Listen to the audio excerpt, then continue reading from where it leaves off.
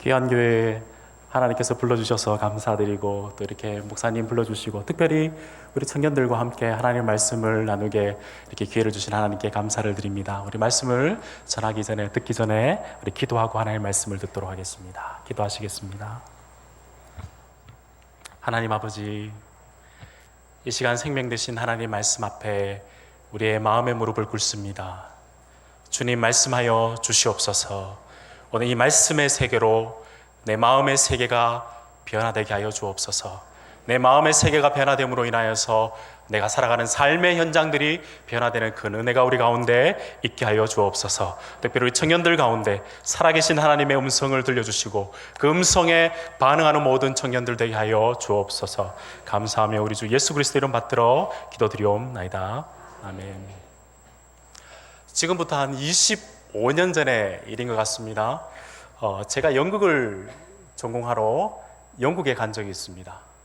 연극을 전공했다니까 학생들 표정들이 그렇게 밝지가 않습니다. 연극에는 조연도 있습니다.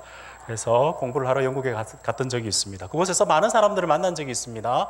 그러다가 한 청년을 만난 적이 있습니다. 비행기 안에서 만났는데 그 청년과 이런 이야기 저런 이야기를 나누다가 교회 이야기가 나왔습니다. 젊을 때부터, 어릴 때부터 부모님이 교회를 다니기 때문에 자기는 열심히 교회를 다녔다고 이야기하고 있습니다. 그런데 그 친구가 이야기를 나누면서 그 청년이 이렇게 이야기를 합니다. 그런데 저는 우리 부모님을 이해할 수가 없어요. 나는 그렇게 신앙생활을 할 수가 없을 것 같습니다. 왜냐하면 신앙이 나의 현실 속에서 그렇게 도움이 되나 생각해 보니 그렇지 않은 것 같아요. 그렇게 이야기를 합니다. 그러면서 그 친구가 이렇게 이야기를 합니다. 나는 신자이기는 하지만 제자이진 않다라고 이야기를 했습니다. 제가 물어봤겠죠. 뭐가 신자고 뭐가 제자입니까? 이렇게 물어보니까 신자는 예수님을 믿지만 여러 가지 현실 속에서 어려움이 있다면 잠시 믿음을 내어놓고 빠져나갈 구멍이 있는 사람, 그런 사람을 신자. 제자는 신앙과 현실이 부딪힐 때에도 반드시 더 나은 신앙으로 나오는 사람을 제자라고 자기는 생각한다라고 이야기를 했습니다. 비행기 안에 있어서 그런지 저는 그렇게 생각해 보았습니다. 이 친구는 신자의 공항을 이룩하긴 했지만 제자의 공항에는 아직 내리지 못했구나라는 생각을 해보았습니다. 여러분을 만나기 위해서 기도하면서 말씀을 준비했겠죠. 그러면서 갑자기 그 친구가 생각났습니다. 과연 그 친구는 어떤 모습으로 살아가고 있을까? 제자의 공항에 내렸을까? 아니면 여전히 신자와 제자 공항 사이에서 비행기를 그냥 왔다 갔다 선의 비행만 하고 있을까? 아니면 그렇게 계속 떠다니다가 추락한 것은 아닐까? 궁금했습니다. 그래서 그 친구를 불러봤습니다. 대화를 하기 시작했습니다. 궁금하시죠? 어떻게 대화했는지. 그 친구가 바로 저입니다. 25년 전에 제가 그런 사람이었습니다. 그런데 제가 지금은 신학교 교수가 되어서 학생들에게 하나님의 말씀을 가르치며 교회를 세우는 것을 어떻게 세우며 어떻게 섬겨야 될지를 가르치는 교수가 되었습니다. 제자의 공항에 내리게 된 것이죠. 그러면서 깨달은 게 있습니다. 성경에는 제자와 그리고 신자를 절대로 구분하고 있지 않다는 것을 알게 되었습니다. 주님을 사랑하는 사람은 반드시 제자가 되어야 될 줄로 믿습니다. 오늘 혹시 여러분 가운데, 특별히 청년들 가운데 제가 5년 전에 있었던 그 마음이 혹시 여러분 마음속에 있는 분이 계신다면 오늘 말씀 속에서 하나님의 음성, 우리 주님의 음성을 듣기를 바랍니다.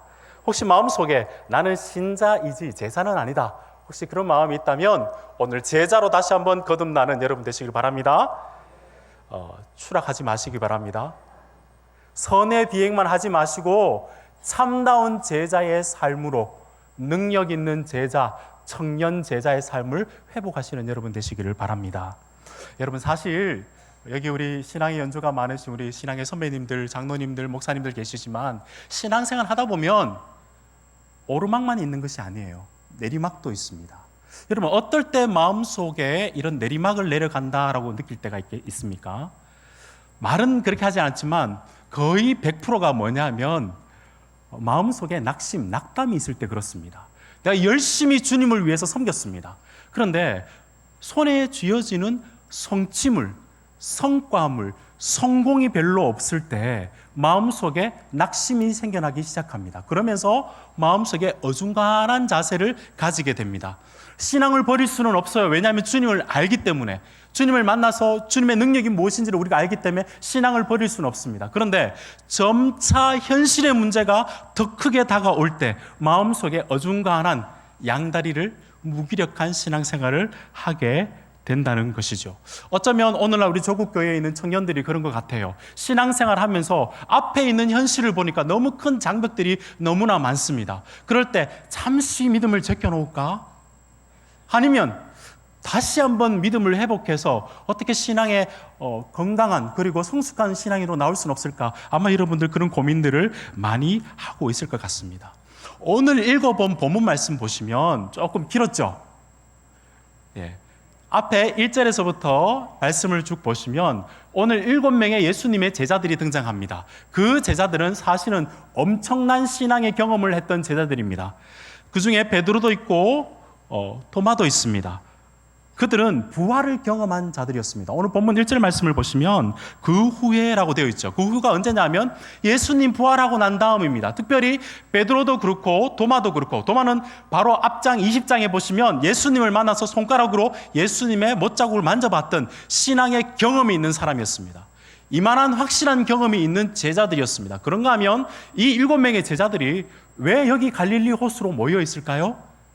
그들은 마가복음 16장과 마태복음 28장의 말씀을 조합해서 읽어보면 예수님의 명령을 따라서 이 갈릴리 호수로 나와 있습니다. 신앙의 경험도 있습니다. 하나님의 말씀을 따르고자 하는 믿음도 있었습니다. 그런데 이 제자들의 모습에 조금 불편한 모습들이 보이기 시작합니다. 3절 말씀을 우리가 읽어보셨는데 3절 말씀을 보면 제자들이 뭘 하고 있죠? 고기를 잡고 있습니다. 본문에서 명확하게 이야기하고 있지는 않지만 아마 이 제자들의 마음속에는 낙심하고 낙담하고 초조하고 좌절된 마음이 그들의 마음속에 있었을지 모르겠습니다. 왜 그러냐 하면 여러분 한번 생각해 보십시오. 이들이 예수님을 쫓아다녔을 때 이 갈릴리 호수는 어떤 호수였습니까? 이 호수가에서 오병이어의 역사, 물고기 2마리와 보리떡 5개, 거꾸로죠? 맞나요? 예수님의 엄청난 기적을 경험했던 자들이었습니다. 그런가 하면 베드로 같은 경우에는 이 갈릴리 호수를 걸어봤던 역사가 있었던 믿음의 사람이었습니다. 혹시 우리 가운데 호수를 걸어보신 분 없으시죠?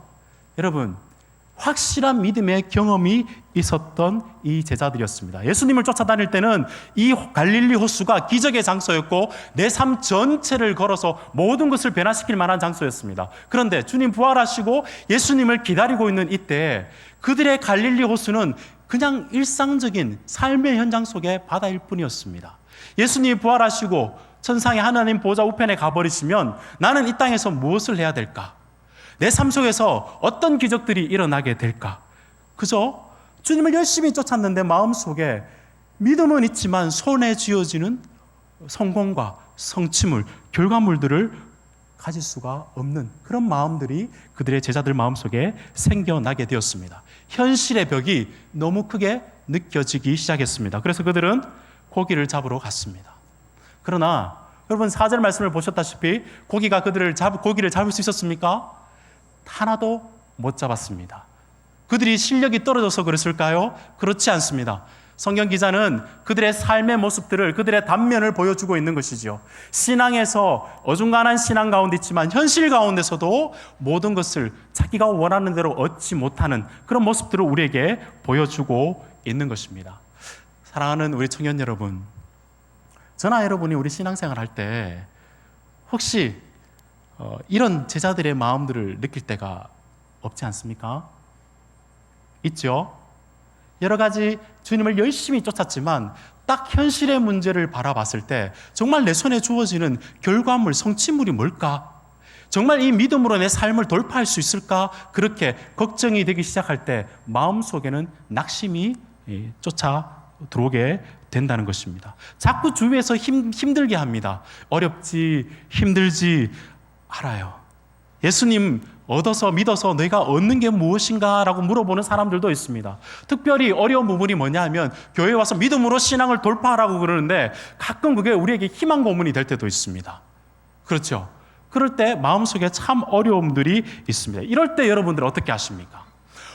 우리가 믿음을 버릴 수는 없습니다. 그러나 좀 더 나은 믿음으로 나아와야 됐다는 결심과 결단이 필요합니다. 그러나 여러분 어떻게 하면 좀 더 나은 신앙으로 주님 보시기에 좀 더 나은 제자로 나올 수 있는 힘이 어디에서 나오는 것입니까? 생각해 보셨습니까? 오늘 본문 말씀 보시면 5절, 4절 이후로부터 이 제자들을 회복하시는 예수님의 음성들이 나오기 시작합니다. 바라기는 오늘 예수님의 이 세 가지의 음성을 여러분 꼭 듣고 돌아가시는 여러분 되셨으면 좋겠습니다.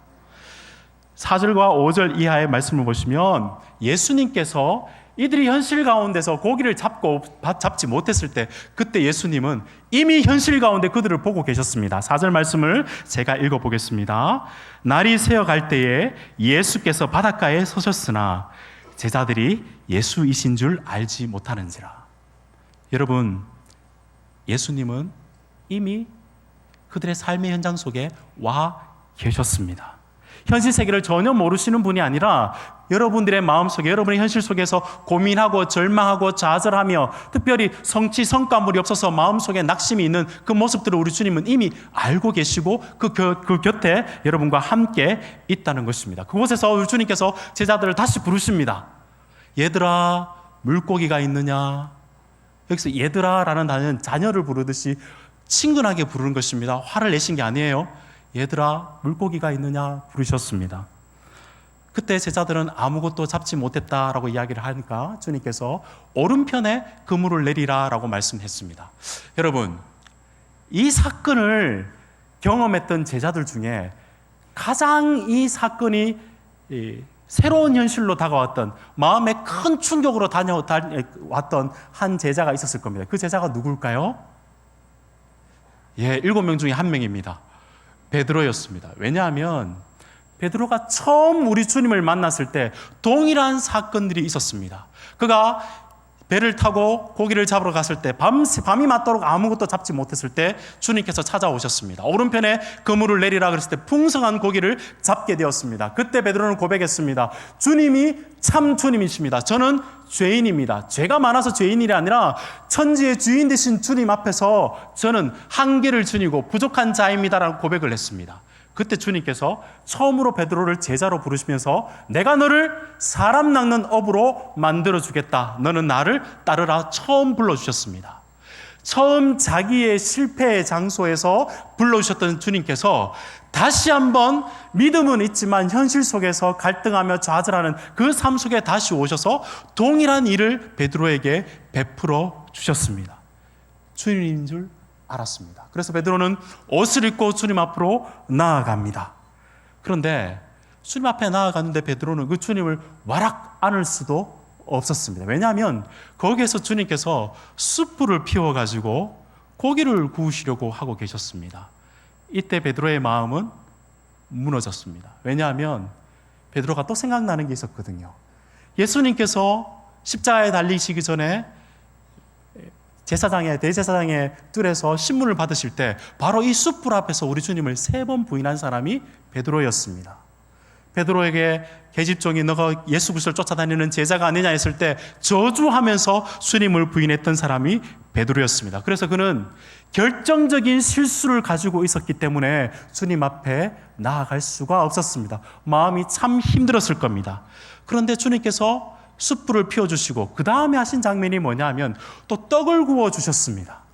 여러분이 베드로였다면 그 떡을 가지고 목구멍에 넘어갔겠습니까?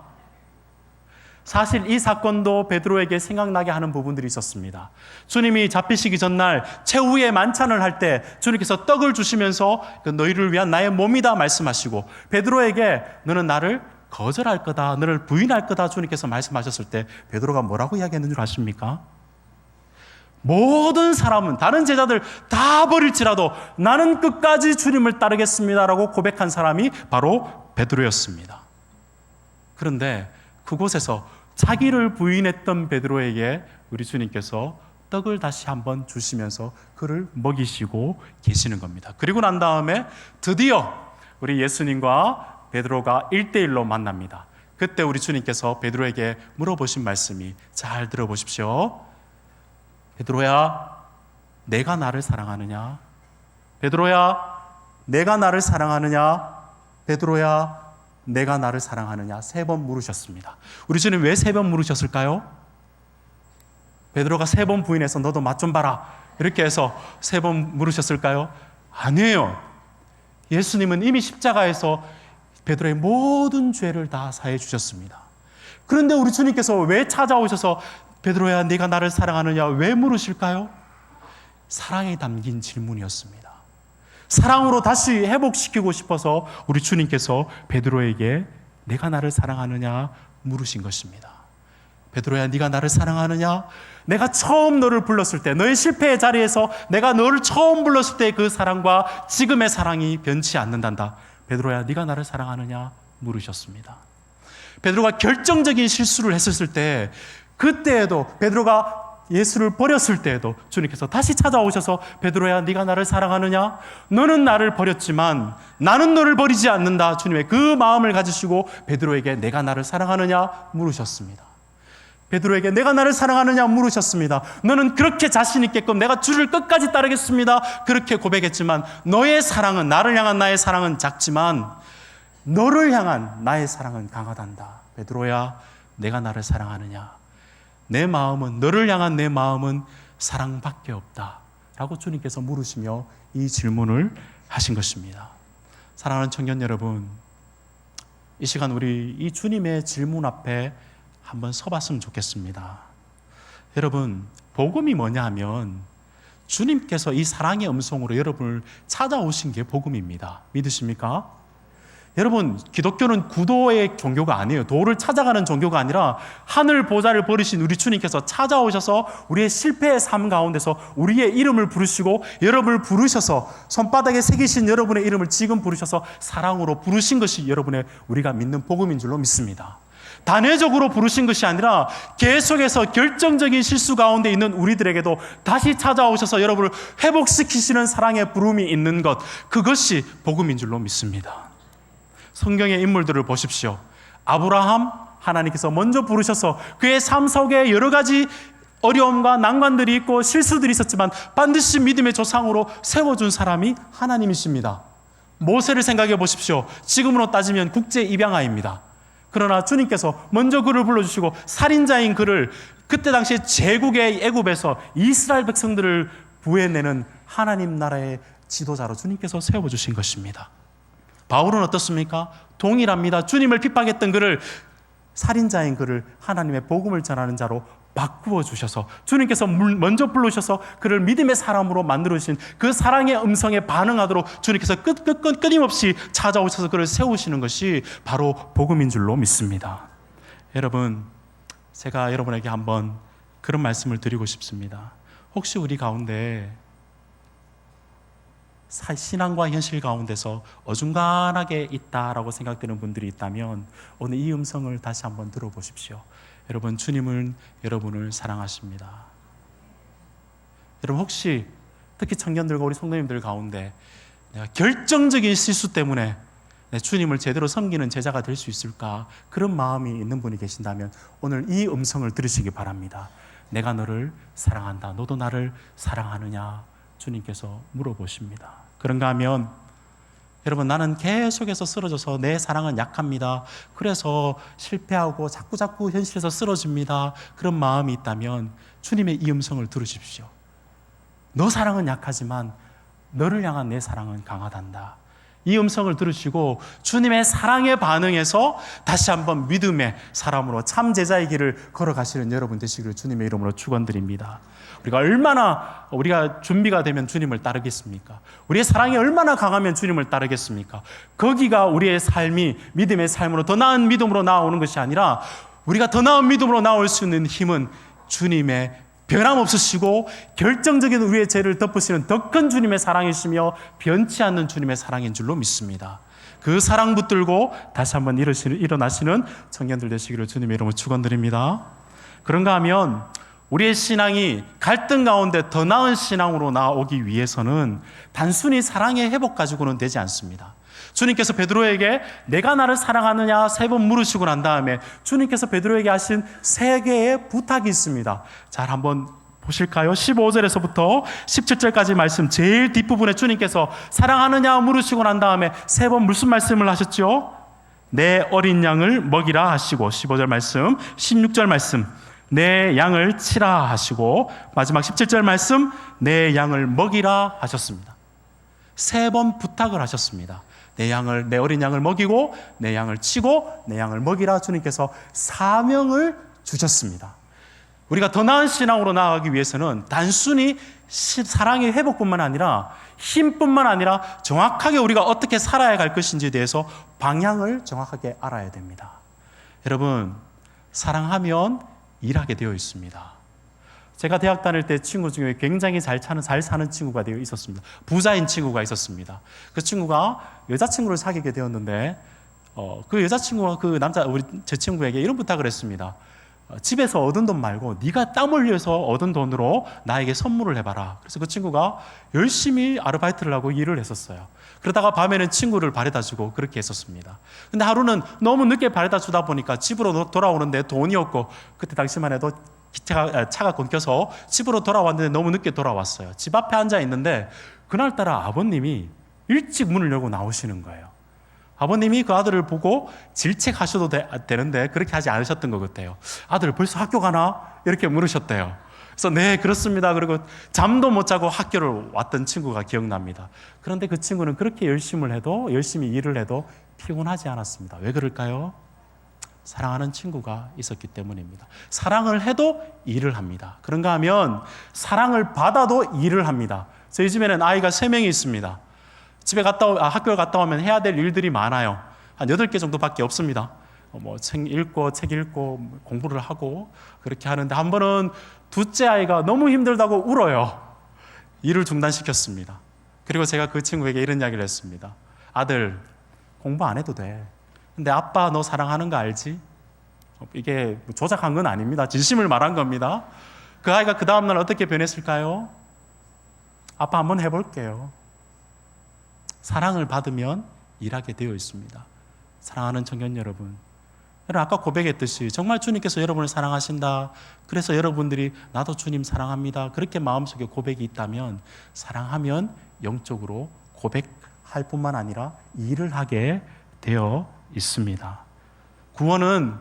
복음은 우리가 구원받는 게 목적이 아니라 우리를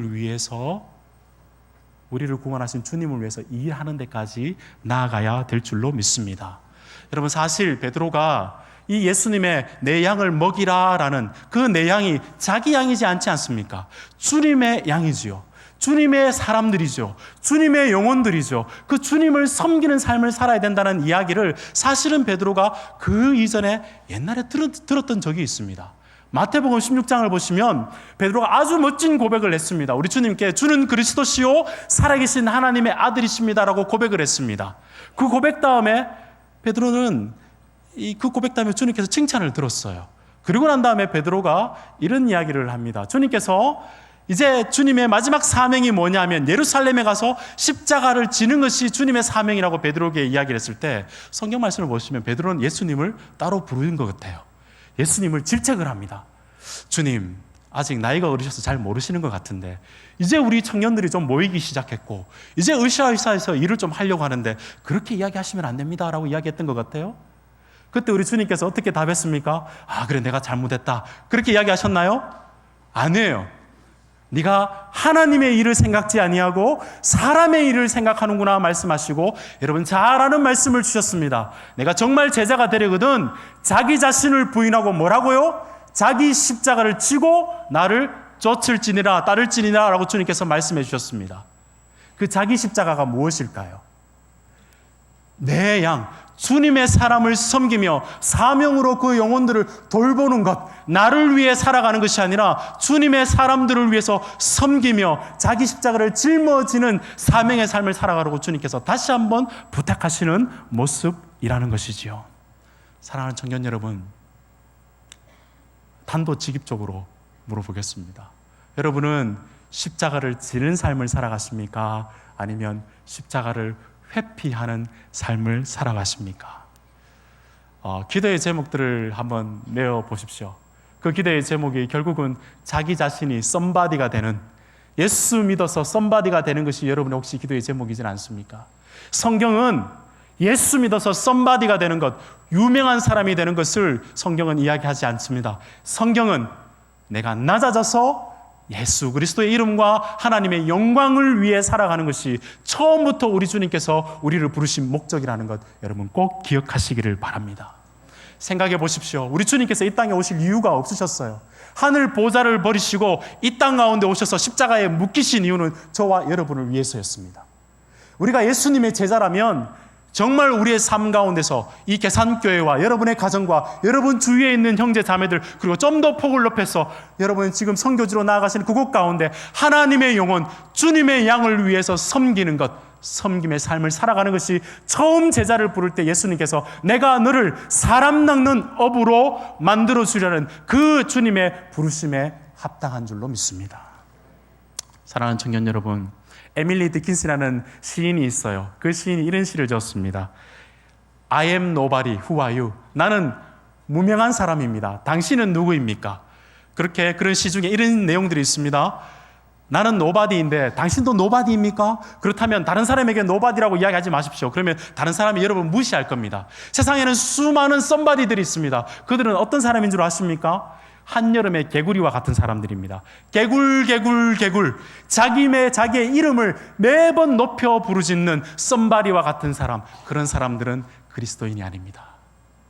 예수 믿어서 썸바리 되는 것이 아니라 예수 믿어서 주님의 마음이 낮은 곳에 있기 때문에 나를 위해, 나를 이 땅에 보내서 내 시간과 내 공간 속에서 내 주위에 있는 사람 섬기는 것이 주님의 사명받은 자의 제자의 길인 줄로 믿습니다. 여러분, 주님의 이 명령, 이 음성을 다시 들으시기 바랍니다. 내 양을 먹이라, 내 양을 치라, 내 어린 양을 먹이라. 그 명령 앞에 그렇습니다. 주님, 내가 주님 닮아서 자기 십자가를 지고 끝까지 쫓아가는 주님의 제자 되겠습니다. 이 고백이 이 시간 여러분 가운데 있기를 주님의 이름으로 축원드립니다. 마지막으로 이렇게 주님의 낮아져서 제자 따라 살아가는 것이 쉽지는 않습니다. 베드로도 그랬던 것 같아요. 주님께서 베드로의 삶을 설명하시면서 마지막으로 제자의 끝의 삶이 어떤지 주님께서 베드로에게 말씀해 주신 장면이 18절 말씀입니다. 이 모습을 보시면 사실은 베드로의 삶이 여러분 잘 알다시피 끝까지 주님을 쫓다가 십자가에 달렸다는 이야기를 들어보셨을 겁니다. 참으로 어려운 삶이겠지요. 힘든 삶이고 주님을 섬겨서 제자답게 살아가는 것은 희생과 아픔이 있는 삶인 것 맞습니다. 그때 베드로가 자기는 그렇게 살아간다 그러니까 베드로가 옆에 있는 요한이 눈에 거슬렸습니다. 예수님, 저는 그렇다 치고 얘는 어떻습니까? 라고 물어보았습니다. 그때 우리 주님의 답이 뭐죠? 19절과 22절 뒤에 우리 주님께서 베드로에게 한 말씀이 무엇입니까? 주님의 음성이 무엇입니까? 나를 따르라. 너는 나를 따르라. 주님께서 말씀해 주셨습니다. 요한이 어떻게 되는 것이 중요한 것이 아니라 비교해서 그가 어떤 삶을 살아가는 그의 사명이 중요한 것이 아니라 너는 나를 따르라. 주님의 명령이었습니다. 여러분, 사명 따라 살아가는 것 참 힘듭니다. 압니다. 어떨 때는 주위에 있는 사람이 어떤 사람은 아스팔트에 좋은 삶을 살아가는 그런 사명의 삶이 있고 어떤 사람들은 비포장 도로를 살아가는 그런 삶이 있는 것 같이 보이는 사람들도 있습니다. 그러나 어떤 길을 가든지 우리가 가야 될 길은 주님 따라가는 길인 줄로 믿습니다. 여러분, 사명 따라가는 길에 가장 큰 선물이 무엇일 것 같아요? 세상의 성공? 성취물? 이것보다 우리가 주님을 따라가게 되면 얻는 가장 큰 선물이 뭐냐 하면 하나님 자신입니다. 사실 우리 주님께서 제자들을 갈릴리에 모으게 하신 이유는 뭐냐면 그곳에서 준비하고 있다가 성령 하나님 오순절에 오늘 맥주절을 지내셨죠? 성령 하나님의 선물을 받는 것입니다. 그래서 성령 하나님을 받았을 때 이 제자들의 삶이 복음서의 제자들의 삶과 사도행전에 나오는 제자들의 삶이 판이하게 다릅니다. 왜냐하면 성령 하나님이 그냥 단순한 능력이 아니라 하나님을 소유한 하나님과 동행하는 삶이 되었기 때문입니다. 그래서 베드로는 그렇게 두려워해서 예수님을 저주했던 그 베드로가 너희가 이 유대인들 앞에서 너희가 십자가에 못 박혀 죽인 예수 그리스도가 메시아다라고 당당하게 이야기를 했습니다. 사내들이 공회에서 복음을 전하지 말아라고 이야기했을 때 내가 너희의 말을 듣겠느냐 하나님의 말씀을 듣겠느냐 당당하게 이야기했던 사람이 베드로가 되었습니다. 그런가 하면 베드로전서 5장의 말씀을 보면 끝까지 주님 사랑해서 목자로서의 삶을 끝까지 완수했다고 자기의 고백을 하고 있습니다. 사명 따라가는 것 곧 하나님을 소유한 삶이며 하나님과 동행하는 삶임을 믿으시기 바랍니다. 여러분, 짐 엘리엇 이야기를 아시죠? 영원한 것을 위해서 영원치 않는 것을 버리는 것은 어리석은 것이 아니다. 혹시 그런 말 들어보셨습니까? 여러분, 예수 그리스도를 이미 얻었고 하늘 소유를 여러분 하셨다면, 하나님을 소유한 자가 있다면 그런 예수 하나님을 위해서 살아가는 삶이 우리에게는 희생이라 할 수가 없습니다. 그건 특권입니다. 여러분, 신앙생활 할 때 사명이 없어서 힘든 것이 아니라 예수 믿어도 사명 없이 살아가는 것이 오히려 더 힘들다는 것 여러분 기억하시기를 바랍니다. 예수 믿어서 사명으로 살아가는 삶, 그것이 주님께서 여러분을 부르시는, 끝까지 주님을 쫓아서 남 비교하는 것이 아니라 주님을 뒤를 따라가는 것, 그것이 우리의 사명인 줄로 믿습니다.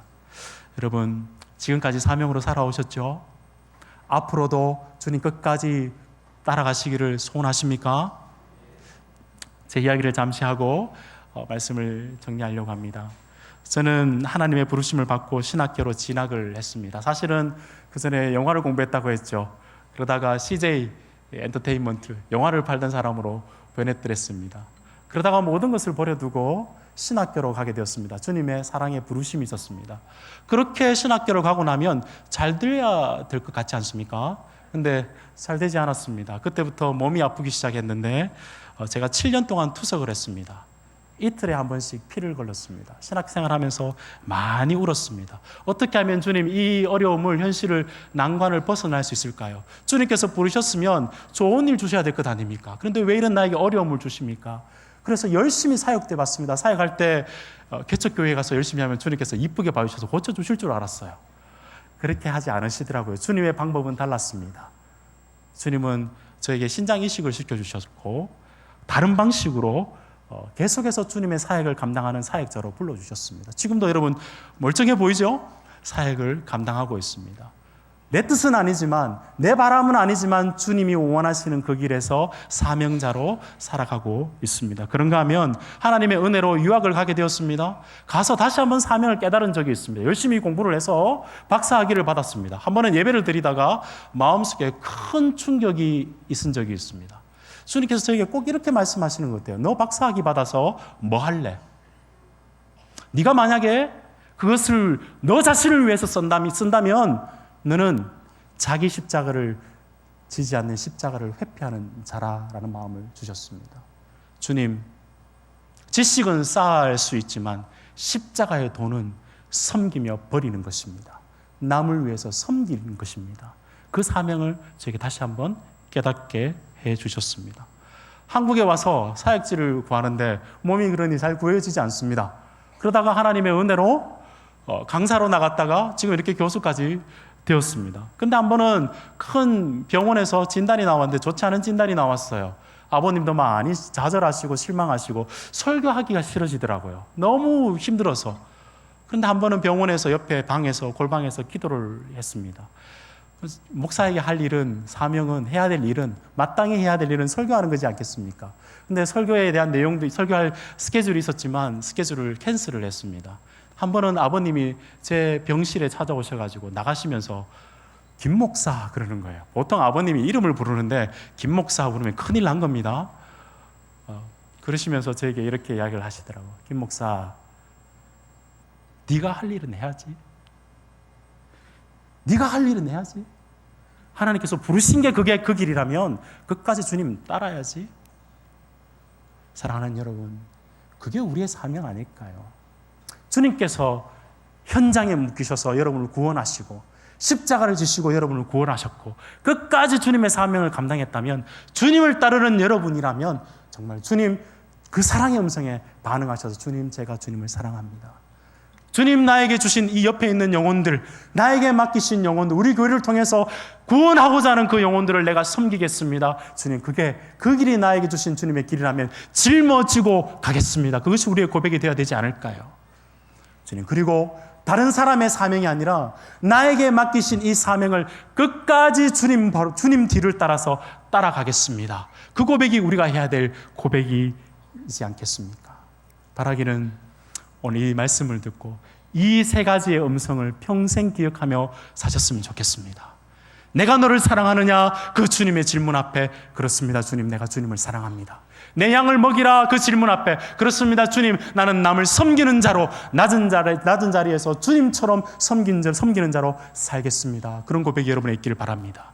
네가 나를 따라오느라. 주님, 내가 끝까지 주님 따르겠습니다. 그 세 가지의 음성이 여러분의 인생을 이끌어 가셔서 세상의 성취와 세상의 성공과 세상의 만족으로 만족되는 인생이 아니라 하늘 영광으로 참 제자다운 명예로운 신앙인, 영광스러운 신앙인의 삶으로 살아가시는 여러분이 되시기를 주님의 이름으로 축원드립니다. 함께 기도하겠습니다. 하나님 아버지, 우리의 복음의 시작은 주님께서 사랑의 음성을 우리에게 들려주셨기 때문인 줄로 믿습니다. 하나님, 우리의 복음의 핵심은 주님을 닮아서 우리의 십자가를 지는 것임을 깨닫습니다. 주님, 우리의 복음의 완성은 주님을 따라서 끝까지 주님을 쫓는 줄로 믿습니다. 하나님, 우리에게 이 방향뿐만 아니라 그렇게 할 수 있는 능력도 허락하여 주옵소서.